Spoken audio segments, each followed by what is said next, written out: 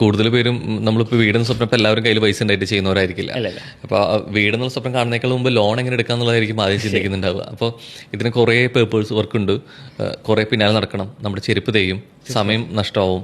ഇത് കഴിഞ്ഞിട്ടാണ് അവസാനം കിട്ടുക, ലോൺ കിട്ടുക. ആ ലോൺ കിട്ടുന്നതിന് തന്നെ കുറേ കണ്ടീഷൻസ് വരുന്നുണ്ട്, അതിന് ഇൻട്രസ്റ്റ് കാര്യങ്ങളൊക്കെ വരുന്നുണ്ട്. പക്ഷേ നിങ്ങൾ ഈ അപ്രോച്ച് ചെയ്യുന്ന രീതികൾ എത്രത്തോളം ഡിഫിക്കൽട്ടാണ് നിങ്ങളിലേക്ക് എത്താനുള്ള ഡോർ? ഓക്കെ, ഒരു ബാങ്കിനെ സംബന്ധിച്ച് ഡോക്യുമെന്റ്സ് കാര്യങ്ങൾ ഇങ്ങനെ പോലെ 2-3 മാസം ഇതിന്റെ പിന്നാലെ നടക്കേണ്ടി വരും. അതെ, കാരണം അതിന്റെ ലോണ് കാര്യങ്ങൾ, അതിന്റെ സിവിൽ സ്കോർ, ഒരു സാധാരണക്കാരെ സംബന്ധിച്ച് സിവിൽ സ്കോർ ഉണ്ടാവില്ല. അതെ, മിഡിൽ ക്ലാസ് കാര്യങ്ങൾ സിവിൽ സ്കോർ ഇത്രയും നാളെ നടക്കണമെന്നുള്ളത് മാത്രമല്ല, എലിജിബിലിറ്റി ഭയങ്കര ഇമ്പോർട്ടൻ്റ് ആണ്. സിവിൽ സ്കോർ കാര്യങ്ങൾ, അവർ പിന്നെ പറയുന്ന ഡോക്യുമെന്റ്സ്, ആ കാര്യങ്ങൾ ഉണ്ടാവില്ല. ഒരു സാധാരണക്കാരെ സംബന്ധിച്ച് ഉണ്ടാവില്ല.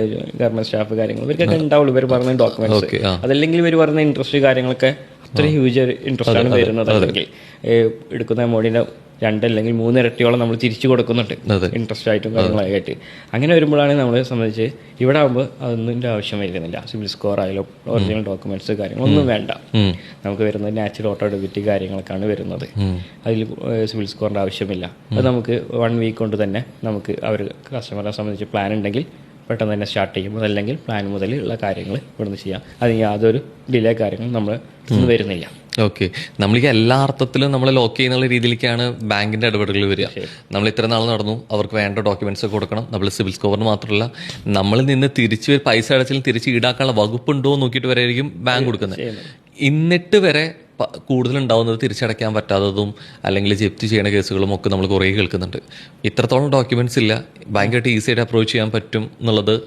അപ്പം എവിടെയാണ് നിങ്ങളുടെ ഒരു ഗ്യാരണ്ടി, അല്ലെങ്കിൽ നിങ്ങൾക്ക് എന്ത് ഉറപ്പാണ് കിട്ടുക ആളുകളിൽ നിന്ന് പൈസ അടയ്ക്കുന്നുള്ളത്? നമ്മൾ സ്റ്റാർട്ടിങ് ജസ്റ്റ് ഒരു എൻക്വയറി നടത്തുന്നുണ്ട്. ആ ഒരു സംബന്ധിച്ച് EMI എമൗണ്ട് എത്രയാണ് വരുന്നത്, അവരെ കൊണ്ട് അടക്കാൻ കഴിയുന്നുള്ളത് ജസ്റ്റ് കമ്പനിയെ സംബന്ധിച്ച് ബോധ്യപ്പെട്ടാൽ മാത്രം മതി.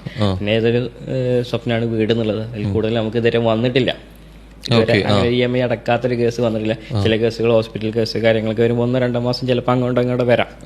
നോർമൽ ഒരു മാനസിക പരിഗണന വെച്ചിട്ട് നമ്മൾ ചെയ്ത് കൊടുക്കാറുണ്ട്. അതല്ലാതെ അതിന്റെ അപ്പുറത്തോട്ട് ഇതുവരെ വന്നിട്ടില്ല നമ്മൾ.